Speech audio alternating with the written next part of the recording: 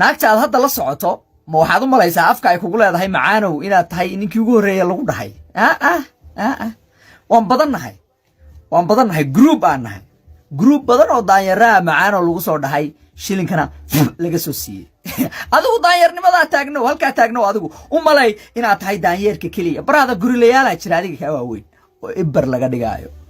14 February waa soo socotaa daanyaro badanaa laga daadsanaa oo adigu laakiin naag baa intay gar dhigatay Sweden waa meesha intay gar dhigatay oo ay fadhiisatay bay rag kale u wacday markaas lagu dhahay ninkan maxaad ku haysataa markaas waxay dhahdeen ninkan uu iska dhuusaa uu dhuusa badan yahay maxaad ku hadashay maya ninkan uu dhuusa badan yahay ama waalan tahay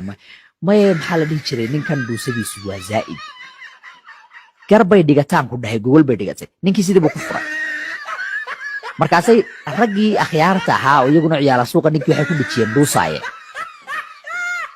kaaga sii darana naagtii dhahday ninkan uu dhuusa badan yahay ha layga furo macnaha waxay ku sheegaysaa heerka raqiis ahaan uu gaaray ninkaasi waa raqiis tacbaana waxay fahantay ninkan qaab ay maaragtay uga tagtay weydee qaab u maaragtay ninkan ay bax ku dhahday weydee waa dhuusa badan tahay beecadda caqli maaha waxay rabtay marka dhuusada isku celiyaa dhuusada inuu isku celiyo bay rabtay ma sheegi karo laakiin waxaa kaaga sii daran isla naagtii sidaa dhahday ee dhuusaya ninkii lagu dhajiyey buu maxaa la dhahaa ku laabtay haddana ama naag qab ama xiriir ku jir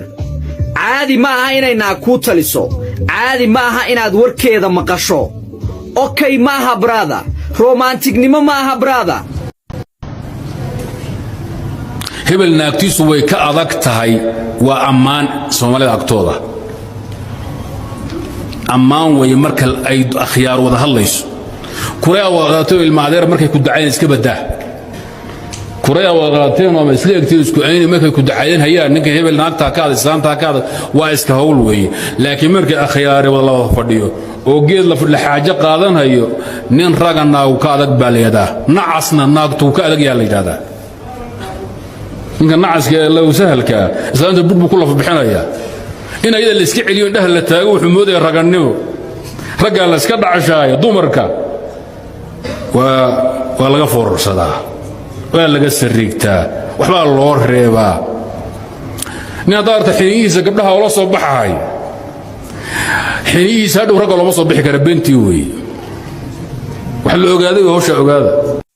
waan idin salaameeyo Soomaali haddaan nahay xaqiiqada isuma sheegno waa la isku cabaa intii la isku cabi karayo laakiin runta ku sheegayaa marar badan baad maqashay dul qaado u sabir naag waa loo sabraa ama waa laga sabraa bla bla bla bla waxa soo dhan waa bullshit waa qaabka ugu fudud ee dhiikar sokor iyo cholesterol iyo xanuunado dhan ay kugu dhici karaan qalal xataa waa kugu dhaca baraada okay markaad u dul qaadatid bullshit kasta oo aad soo taagnaatid la sidii dhagaxa okay adoo dhahaya ana ninka waa dul qaadana baraada dhiikar yu kugu dhicin okay naagtii rabtay inay dhaqanto noolaato si fiican nolosha ugu noolaato lama qasbayo yada sidii naag u dhaqmaysa adna sidii nin baad u dhaqmaysa laakiin waxa la qasbayo la isu dul qaadanayo soy brother hadda dhiikar rabto waa goonideeda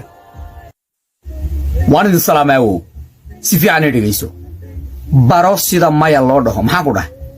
baro sida maya loo dhaho maxamed oo lacag baan u baahnaa kaari soo dir maya lacagta bajaajtayga dhib maya adiga bangi ma tihid baraada bangi ma tihid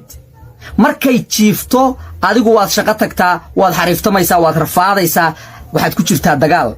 nolosha dagaal kula jirtaa baraf baad ku dhex shaqaynaysaa traag baad saaran tahay nafsadaada qiimeey awow maya ku dheh